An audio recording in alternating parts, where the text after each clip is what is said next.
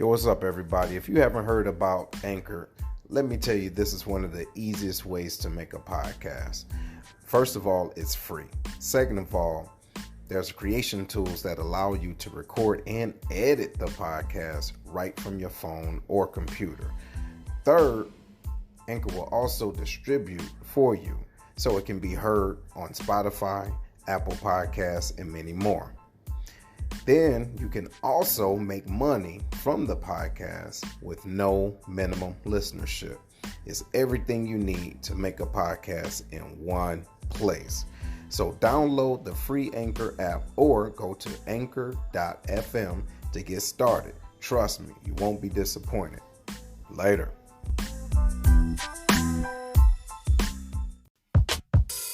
Welcome to The Lion's Den with Seth, a podcast where progressive men and women can learn and teach each other the ways of the land. The Lion's Den is where royalty comes to council. Ladies and gentlemen, your host, Seth. Oh, we got you. Can you hear me now? Yeah. What was going on, brother? What happened? Man, I don't know. It's all good. Yeah, it's good. Hey, but look, everybody, we want to welcome Rick Ross, Freeway Rick Ross in the building. You know what I'm saying? Welcome, brother. How's everything? I'm here. You sure are. Yeah, I'm good. All right. Well, look, so you're done. I mean, you ready for us? For real? Huh? I say, you ready for us? For real? Yeah, we can go. All right, go. Hey, I know how it is, brother. I mean, hey, people want your time, brother. So we don't want to spend up too much of it. So give you a little rundown, man, of what we do I want to give it to him. I know, and we know you are. But hey, here at the Lions Den, man, we focus on the leadership, growth, and development, and it starts with us. If it doesn't start with us, then we can't move in that positive direction. And so there's some things that you've been doing when it comes down to the Instagram and connecting with individuals that did have a past, but you're helping them move forward in a positive direction with your businesses. So what encouraged you to do that? Well, I look back at myself and I wonder where I would have been had I would have had somebody to reach out to me. Well, people did reach out to me, but they wasn't always the right people to be reaching out. And so I wonder what would have happened to me had the right people had reached out and grabbed me and gave me the guidance. Mm-hmm. Yeah, that makes sense. Hey, so Foots, you had a question for Rick, man, and I think it was real good and inspiring. What is your questions you got for Rick Ross? What basically empowered you to want to give back to the community and incorporate businesses and pretty much help out, ex-cons, ex-felons, reach their potential and give them an opportunity to succeed in life? Well, I reach out to ex-cons and felons because I am one myself. Yes, sir. I understand. When I got out, I thought I would have had some help coming from somewhere, but when I got out, nobody had anything to offer. Most of my people were doing worse than I was. Even though I've been gone 20 years. They had went backwards instead of forward. So that I knew that somebody needs to be out here. So when guys get out of prison, they can show them how to put their lives back on track, and catch up. Sometimes these guys been gone. One of my guys got out yesterday. He did 30 years in prison, and he's 80-something years old. So. What type of opportunities are going to be for him? He can't go out and at least with me, I could go out and I did some diesel mechanic work when I got my first diesel, so I was able to work on my own trucks. I could work on cars. I can dig holes because a lot of times when you come out of prison, they don't care how smart you are. They're not going to give you an opportunity. Absolutely, you're absolutely right. Right. Let me add a word to that too. And when you black, you ain't even got to been to prison. you still might not get out. Bruh, you know what? You didn't even have to say it, but you 100 with that. And we have some some viewers that may not understand that, just due to the fact that they've never had to experience that. But when we do talk about those situations, coming from an individual like you or others, they can resonate or they will accept it differently. You know what I mean? Hey, Herm, what you got, man, for Rick Ross? And first, want to appreciate your time being here with us. A lot of people already know what you've been through and your past and everything and what you've had to overcome. But what I want to know is, where do you see yourself going forward? How are you moving forward these days? Well, right now, I'm trying to come up with the cure for this coronavirus. I think I had a doctor that we definitely know that he can treat it. I'm trying to get him to the front line right now so that he can get some help and start curing people. Like I was saying earlier, even though you may have all the credentials and everything, but when you're black, nobody believes it. My man's been a doctor for 35 years. He worked at Morehouse University Trauma Center. He was the head instructor there for the trauma unit. He was dealing with 30 and 40 patients a night. He took Morehouse from 12% mortality rate and took him down to 30%. And even though he did all that, when he comes forward and say that he has a way to treat the virus, people laugh at him.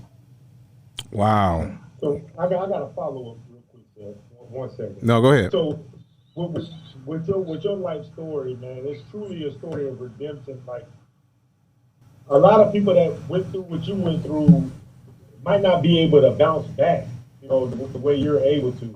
What do you say to those folks that might feel like, oh, I've been through this, the world has beat me down, there's no way forward? What do you say to those folks? Well, the first thing I did is I stopped chasing money, because what I found out is that if you chase money, you can be a genius.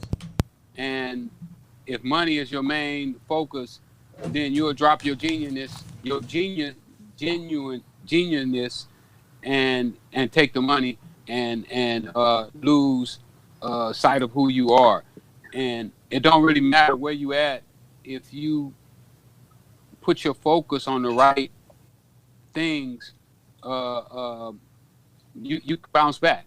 I don't care if I couldn't read and write until I was 28 years old. You know, I went from not being able to read and write to doing law work with my lawyer who graduated from Harvard University. And what I found out is that I was smarter than he was in law. And now that I've been studying with the doctors, and you know, I'm probably on 2 or 3 phone calls a day with different doctors and people around the country talking about the coronavirus and the way it's being, and way it can be cured, and how it's, right now, if somebody talked to me, they may think that I might have a doctor's degree. All right, he gonna log back in. Okay. And boy. So what do y'all think about that story so far, though, man? I mean, because you have individuals that spend a lifetime, like he said, in jail or anywhere, and it's up to you to really persevere and to want to do something more with it. You know what I mean? Right. So I personally wonder about that, man, because I always wonder what extended period. I think I'm back. Hold on. All right, I'm seeing foots. I'm seeing some feet over there, Rick. SpongeBob? Baby. You back, brother? Huh? You back? Yeah, I'm back. All right. Sorry about that. Okay, well, look, let's get this question right here. A brother asks, how do you locate and vet people to help or to hire? Well, I believe that everybody can do exactly what they say they can until I prove them wrong. So I believe in everybody because I want everybody to believe in me. So I'm always the one, and I take a lot of licks for that too. You know, I get hit over the head a lot. But you know, Thomas Edison said it took him 1,000 times trying to make the light bulb before he actually came up with the light bulb. So you know, it's a trial and error. Yeah, I truly do believe that failure is a part of getting to where you want to, you know, where you want to be. Absolutely. Hey, Larry, Absolutely. Hey, Larry, you had a question, right, brother? All right, he muted himself. Go ahead, everybody. All right. There you go. So, Hey, hello, Mr. Rick Ross. Welcome to the show, brother. It's nice to meet you. I mean, I've read and heard and seen all your documentaries about you. Thank you. You know, you're overcoming all of those obstacles to be where you are. So I ask you, with all of the knowledge that you have right now at this point, what would the current you say to the 18 to 25-year-old you? That's a good question, Rick. Don't sell yourself short. You have the capability of being anything that you want to be, but you must go and get the information that it's going to take to get you there. And now with this day and age, it's a little different than it was when I was coming up, because when I was coming up, I didn't really know. I didn't have any white friends, really. I think we had one guy that my friends went to Van Nuys High School, and he would come down to South Central LA. But there weren't any business people in LA at that time. There wasn't. There was only one or two business owners that I can remember, and I tried to make contact with them. I did make contact with them, but they weren't open enough to recognize the talent that I had. That I was somebody that they should have kept around, that they should have taught. Okay. And I got a follow up to it if we can. Yeah, go ahead. Hey, so I don't know if you're out and about in the schools, out in in where you live, but I'm sure you are. What does the current generation think of you, and how are you inspiring this current generation that is out here, running around these streets right now, based off your story and what they're going through right now? That's an easy one. I go to as many schools as I can. It's a little tough for a drug kingpin to get back into the schools. Gotcha. It's a strange situation and one that I don't really understand. They'll let a rapper come in and rap about selling drugs and tell them how much money he makes selling drugs, but they won't let an ex-drug dealer who did 20 years in prison come in and tell the kids how selling drugs is a pitfall. But once the kids find out about me, they absolutely adore me. Some of my friends ask me, how do I relate to the kids so well? And one of the things that I tell them is that I try to keep it as real as I can. And, the kids enjoy realness and bluntness. Hey, and look, and that's 100, man. That's good, and that's very true. So we got a question down here from AG. He has another question. What or who, motivates you now that you're not chasing the money?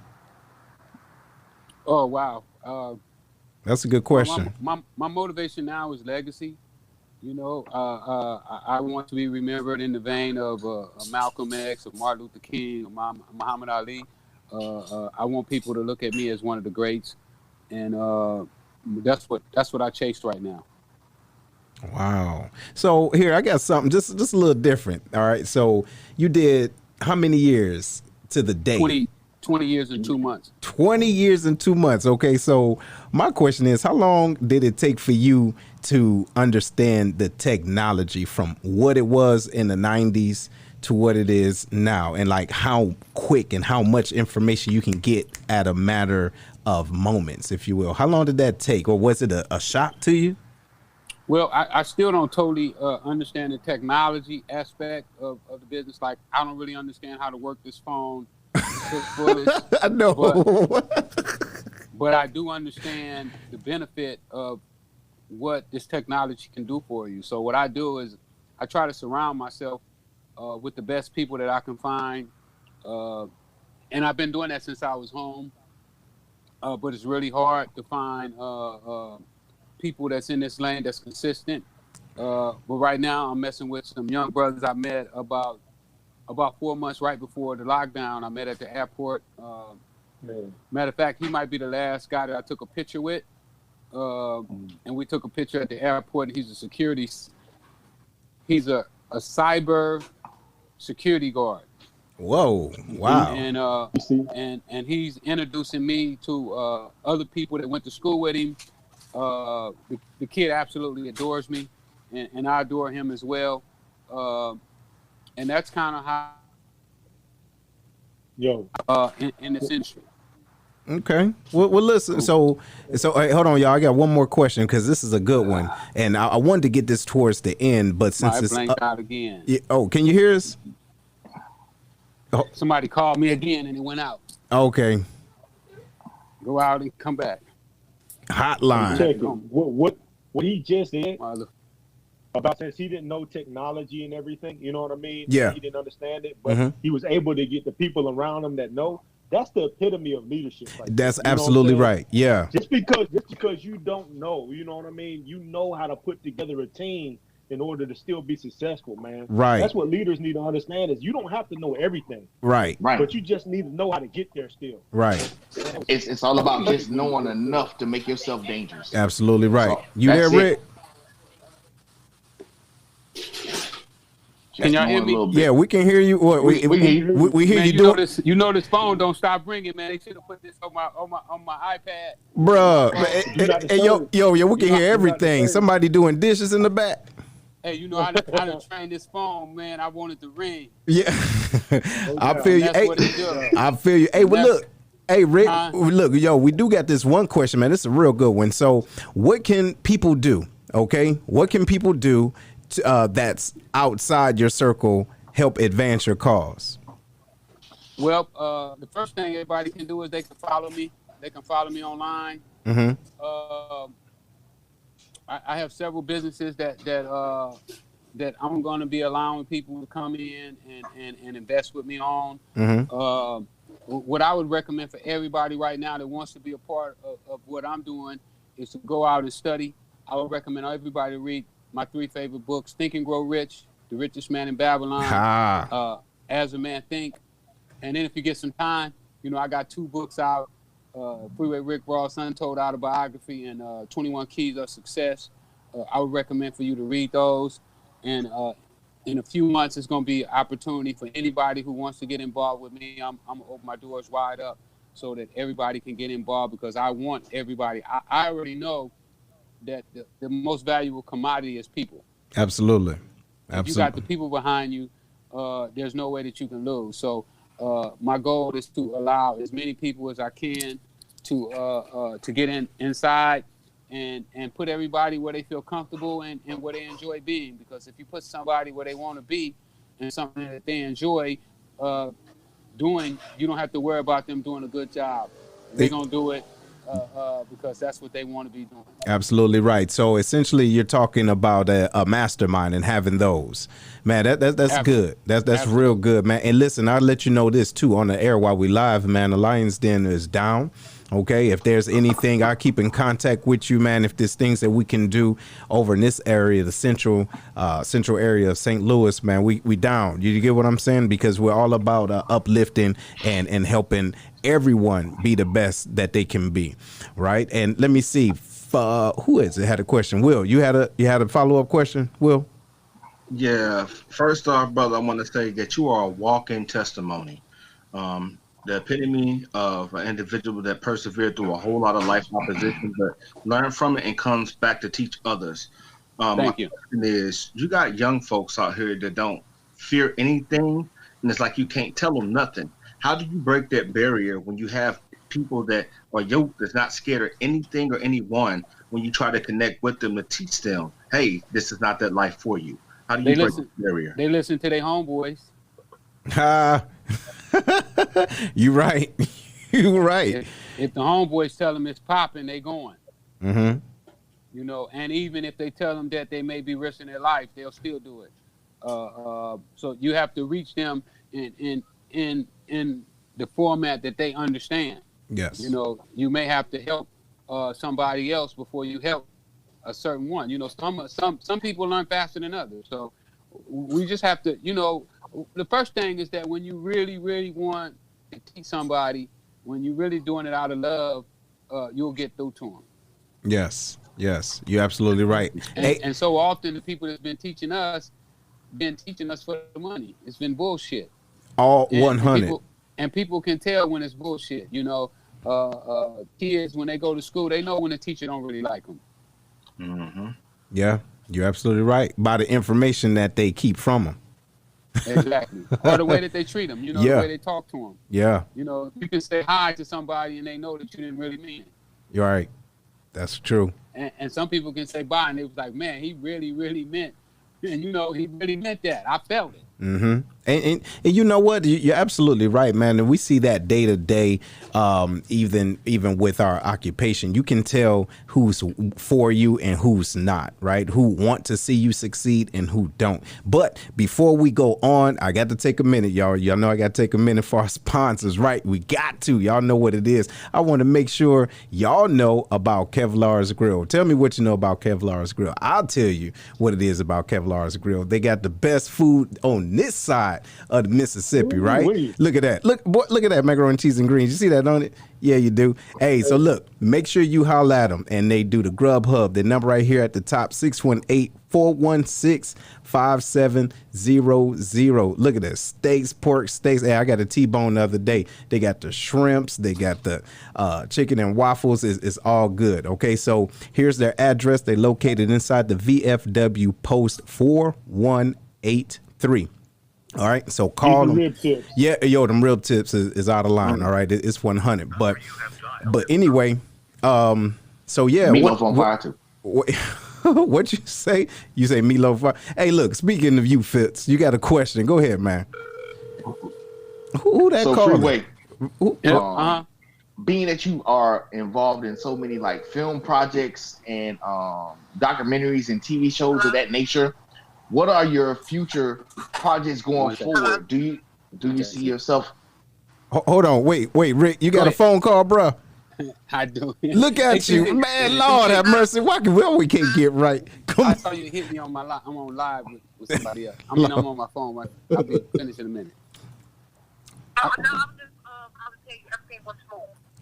Okay, all right, cool. Hey, I guess that's what we got. You good, bro? I'm good now. Okay, wait, and look, one more time. Go ahead. My team worked with me, man. I told them I want to work. Yeah. They worked with me. It's a beautiful thing. It is, ain't it? We had a meeting the other day. I said, I'm ready to go to work. I want to get the word out. Let's get it. So, they keep me busy. Yeah. And, I'm working with 4 fighters that's going to the Olympics this year, too.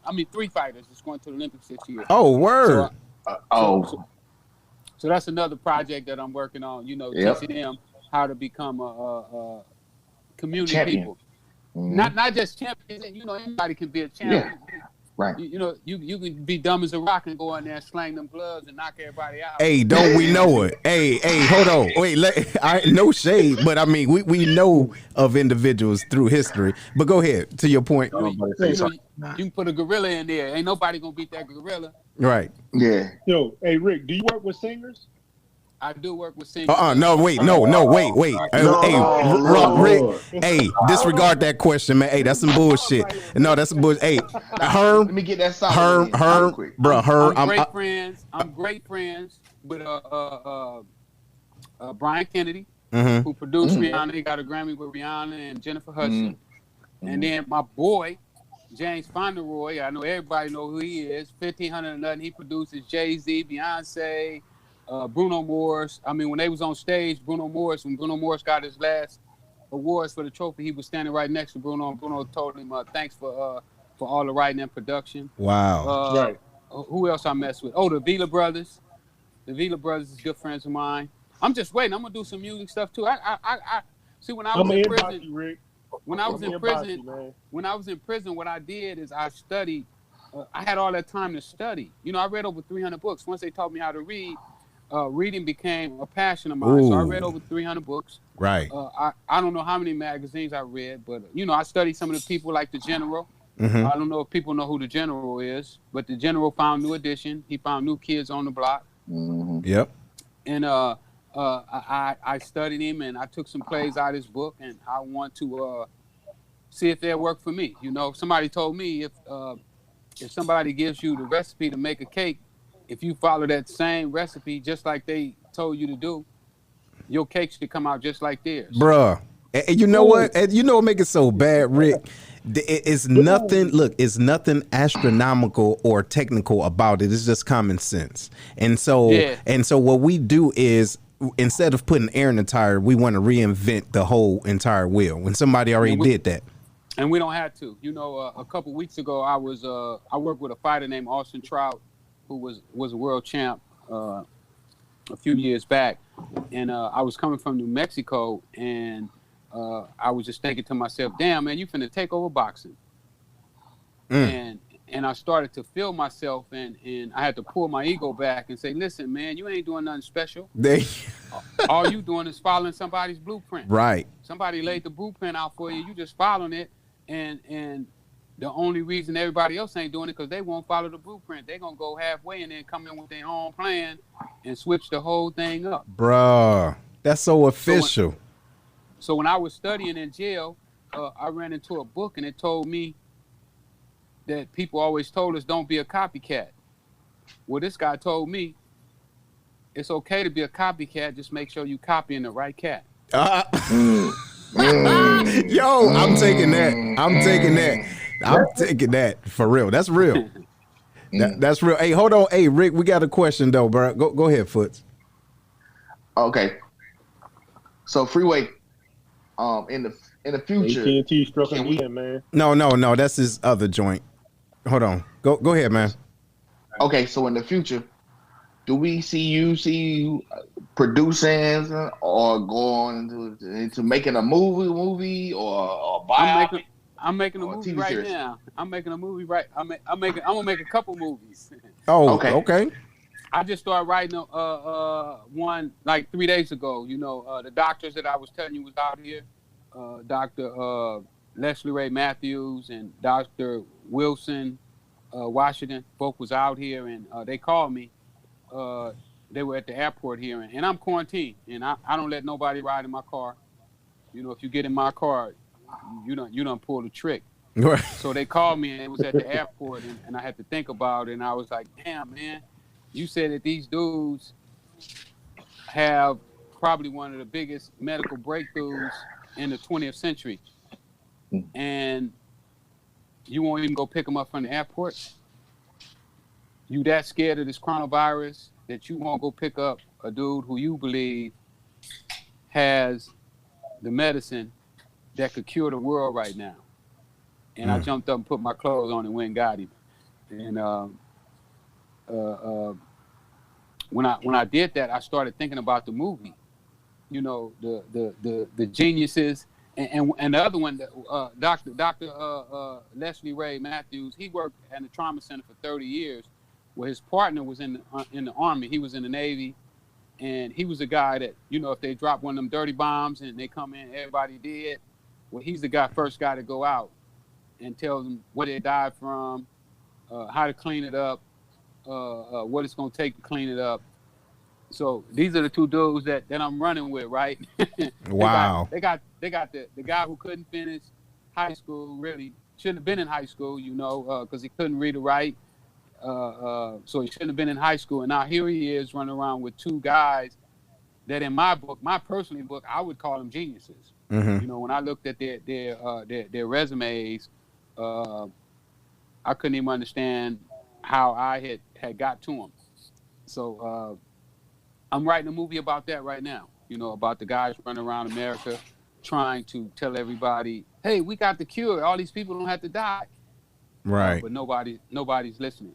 Wow. Hey, well, look, Rick, we want to first let you know that we do appreciate you being on, and everybody that's live, y'all, hey, shout out y'all area code so Rick know where y'all calling from or watching from. Hey, Rick, we got a nice, good, solid circle of individuals, man, that's listening to you, man, all over the world, actually. I appreciate it. Because they're inspired by what you've done and who you are as a man. You get what I mean? And you didn't take any of, that bullshit that you went through as a hindrance to stop you from doing what you got to do, man. We appreciate that. Hey, Herm, you got a question for Rick. What you got?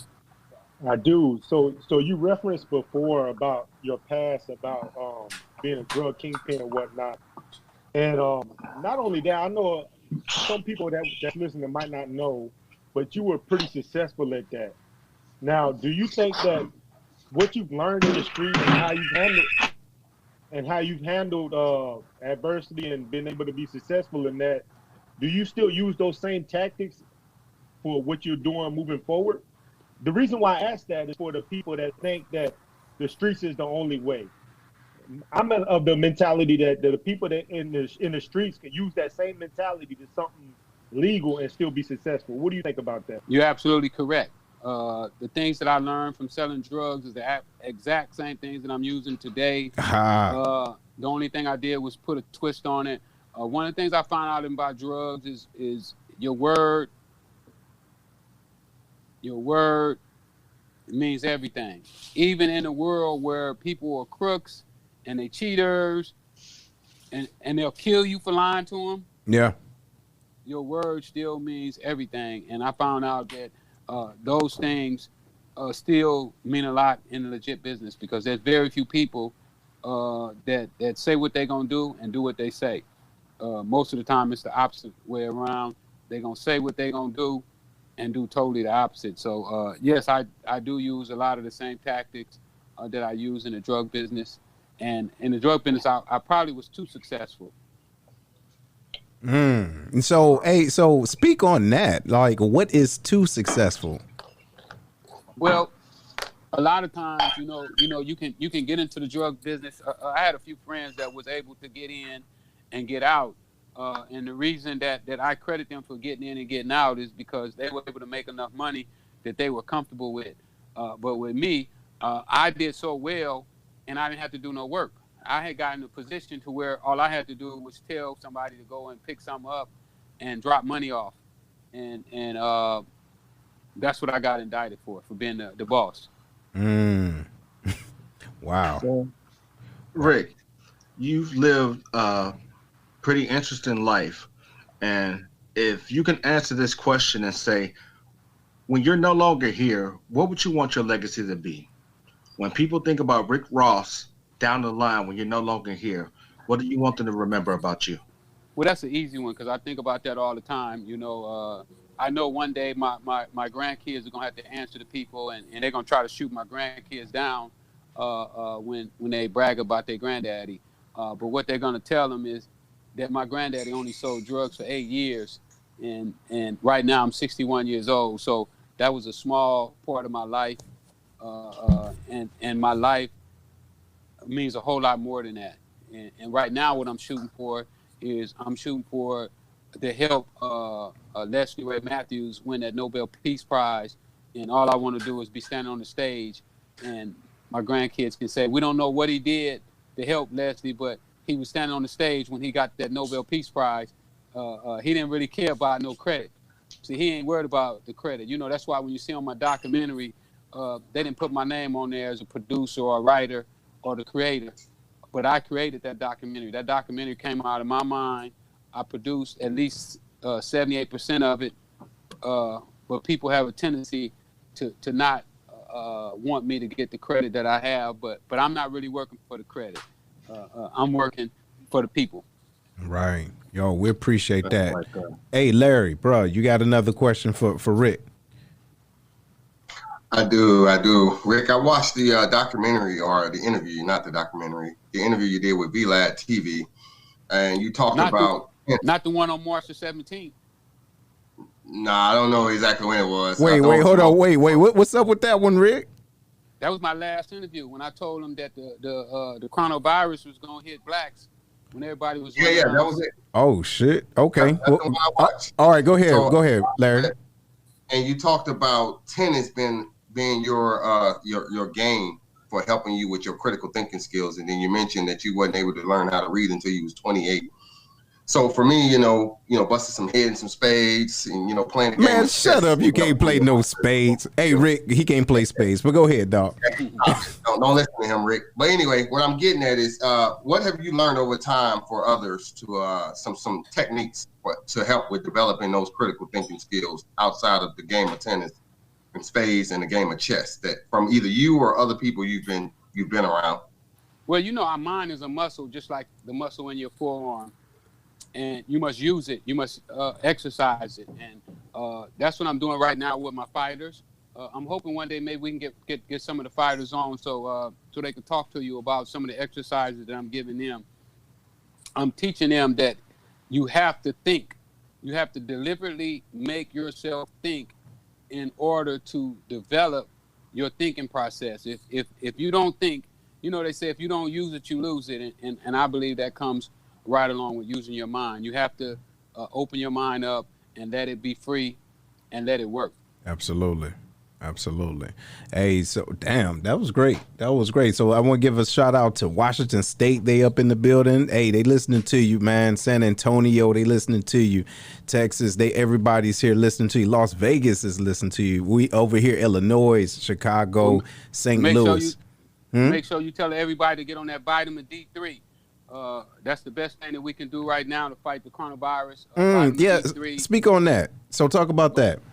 Well, vitamin D3 is what Doc uses to boost the immune system. And he said it's the best immune system booster that we have known right now. There are some other things that he add to his mix when he started to play with your immune system. But anybody, if you have family members that's inside the hospital, make sure when they go in that they take their blood and they get their vitamin D level at least over 20. You would like for it to be at least 50. But if it's not 50, you get in between 20 and 50. If you're 18 or lower, you're vitamin D deficient. And most blacks are vitamin D deficient. We get vitamin D from the sun. The sun, yeah. But a lot of times, we all working in the house, and we stay in the house a lot more than we used to. When I was growing up, we stayed outside playing football or riding our bikes or skateboarding. But now, our kids on those computers. And if being black, we have pigment in our skin, which blocks the sun from giving us the vitamin D that we need to be sufficient. Wow. Yo, we appreciate that, man. That's really, really deep. Hey, so, everybody that's listening right now, hold on, Rick, I want to give our listeners a chance to give you a call and to talk to you, man, because this is some real good information. And this is a guy that should have been in the third grade that you're talking to. So just know, you know what I'm saying, who you talking to. Oh, bro. When you say it. Yeah. Absolutely. Your name speaks for itself. And yeah, man. It still ring bells today. Seriously, man. it really do. It really do. To the point where, people got to take your name, but we ain't gonna talk about that. Hey, ladies and gentlemen, if y'all want to call, you can call live if you want to ask Rick Ross a question. Number 618-792-6747. Right here at the bottom, right? We got it live with Rick.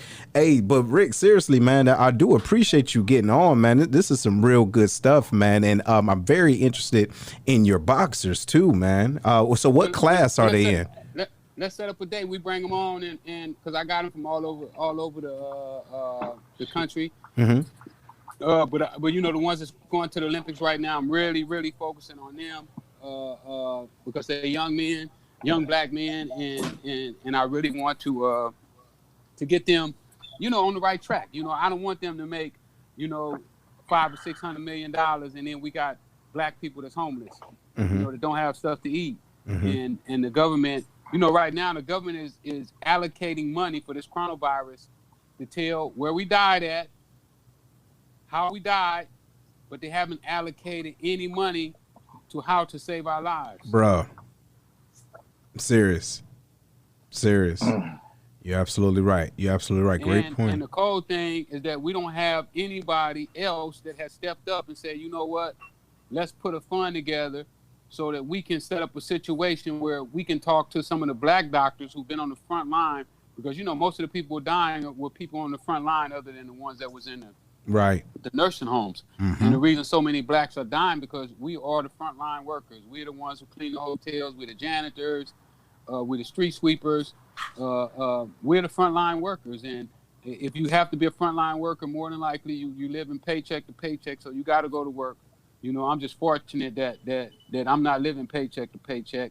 When I get my money, I take it and stuff it in a shoebox. Do you still, bro? Wait, hold on. Wait, Rick, wait, hold on, bro. Look, you ain't in no more. So look, so check it out. Look, you ain't got no bank account, bro. Where you put I got bank accounts. I got about 7 bank accounts. There you go. I knew. I got great credit. There you I got go. a gold card. I got a platinum card. My man. I walk around with about 170,000 in credit cards. So I got great credit. Good. It's a little low right now. My score is low, but I got great credit. I don't miss no payments, but my credit cards are stretched out a little bit right now because I use my credit cards to make money. That's it. I go to the auction, I spend my credit cards on cars, and then I take those cars and I flip them. And sometimes I pay my credit card right back, and sometimes I go buy another car. Yeah, bro. Pay the minimum payment. Mm-hmm. So I'm always constantly working, but I don't take my money and blow it. You know, I don't wear Gucci, I don't wear Louis, and I don't wear Prada and all that other stuff that everybody else do. Yeah. Because I don't need those things to make me who I am. You know, you could be wearing all those things right now, and they couldn't tell you as much as I could tell you about the coronavirus. See? You've always been low key. Yeah, man, I could dig that. I could dig that, man. That's very inspirational. Hey, but Larry, you got a question, bro. What you got? You muted. Hold on, bro. All right. Go, unmute yourself. Man, I'm so used to being muted. My bad. Go ahead. Rick Ross, my final question of the night. I just want to know, what is your final message to the world? Like, I know Will touched on how you want to be remembered, but I'm saying, with all the years that you've had on this earth, with all the things you've been through, good, bad, and indifferent, what is the final message you're pushing towards the audience of today's generation? Well, you can be anything that you want to be. You can't let the world or anybody else dictate to you who you should be. You have to take it upon yourself to figure those things out for yourself. You can get ideas from other people, but you're going to have to tell yourself if you want to be successful, if you want to be a rocket science, a doctor, or whatever it is you want to be in life. You have to be the one who tell yourself what it is you want, how you want to do it, and then you have to go after it. Great question. Great question. Big Herm, you got a question for Rick, man. Hey, we're going to, and everybody, don't forget the number 618-792-6747. We only got time for a couple of questions, so we got one. Go ahead, Herm. What you got, bro? I do. So we talk about rebuilding the block all the time, right? Say that again? Oh, no. So he said we talk about, yeah, go ahead. Say it again, Herm. So we talk about rebuilding the block, and I'm gonna credit Nipsey Hussle for bringing that to the forefront about what that is. What does that mean to you, and how are you contributing to rebuilding the block per se? Well, I was buying blocks in South Central, I think probably before Nipsey was born. There you go. So I don't know if Nipsey should get that statement. He probably was the most famous person that said it, but I've been trying to buy my block. I've been trying to help my people buy the block. But to me, that means that we have to own businesses, because without businesses, you can't buy anything. You can't go work at McDonald's and think about buying a house, especially not here in LA.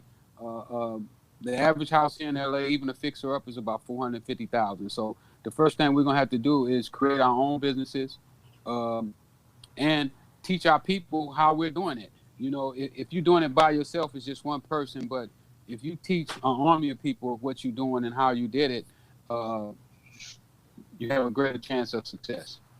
Wow, man, that's inspiring. That's inspiring. Hey, well, listen, on behalf of the Lions Den and all of our guests, brother, I want to say thank you. Seriously, man. Thank you for taking the time out and jumping on with us, man. And I know you're busy, man, but this won't be the last time we rap. Seriously, because no doubt. I enjoy it. You know, it's always good when you can talk with like-minded people and people that understand your plight and understand what you're trying to do. Yeah. And I felt like that you guys understood me. And I hope people don't take what I say as arrogance or that I think, you know, I'm better than somebody else. No, bro. Look, no. But I just wanted to say that. You know what I'm saying? I know. You know, I was doing a speaking engagement, and when I did the speaking engagement, I was so happy, and I was kind of pat myself on the back a little bit, and sometimes that can turn into arrogance. But what my friends tell me is that I got to start letting people know what I be doing.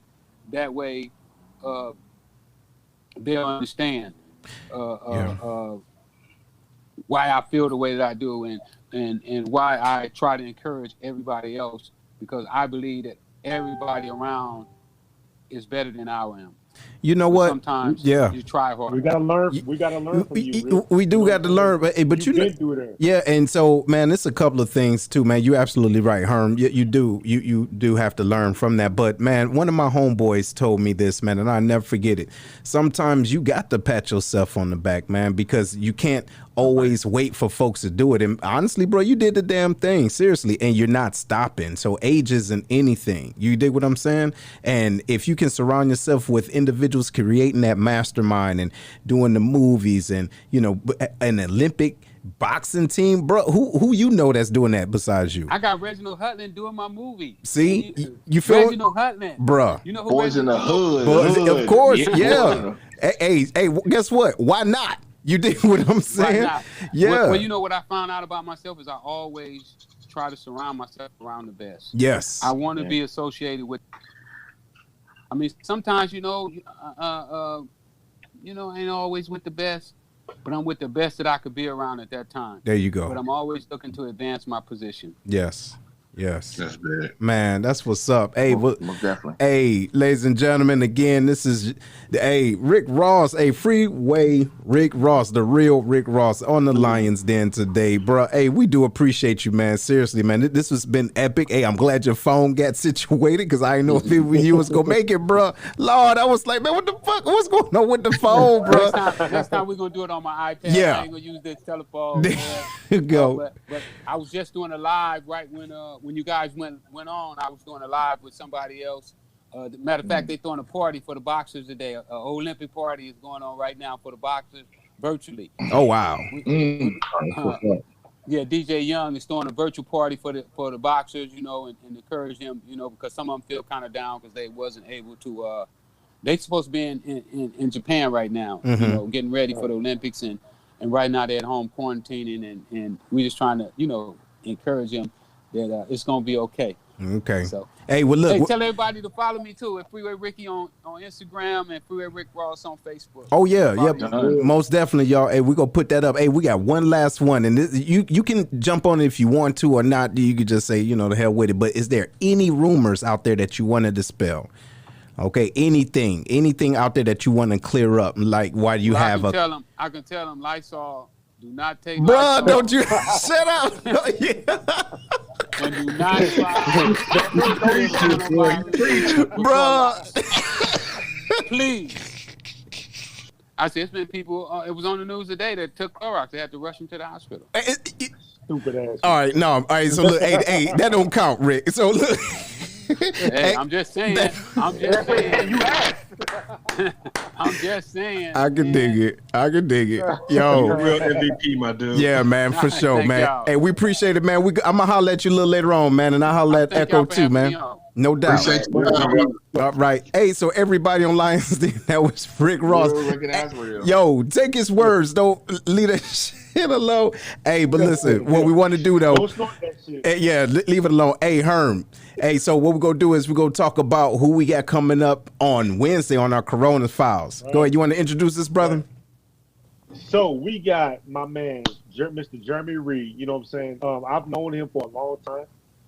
And what I know about him, he's been a mentor to me throughout my career.